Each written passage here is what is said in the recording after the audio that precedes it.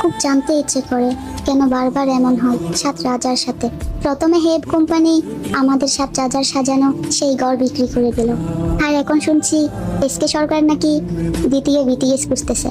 তো ডিয়ার সরকার মশাই, একটা কথা বলি আপনাকে, আমরা আর্মিরা বিটিএস এর নাম দেখে ভালোবাসি নাই, আমরা ভালোবেসেছি ওই সাতজন ছেলের ব্যক্তিত্বকে, ভালোবেসেছি ওদের মায়াবী মুখ, উদার মন আর দুষ্ট মিষ্টি আচরণকে। তাই আপনি যতই দ্বিতীয় বিটিএস নিয়ে আসুন না কেন, আর্মিদের জীবনে কখনোই নতুন কোনো বিটিএস আসবে না। আজকে হয়তো আপনি বিটিএস নাম দিয়ে দল তৈরি করতে পারবেন, কিন্তু কখনোই দ্বিতীয় বিটিএস তৈরি করতে পারবেন না। আমি জানি না বিটিএস 2032 সালে ডিসব্যান্ড হবে নাকি 2027 সালে ডিসব্যান্ড হবে।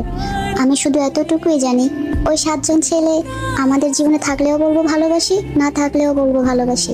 खुदा बता दे क्या लगी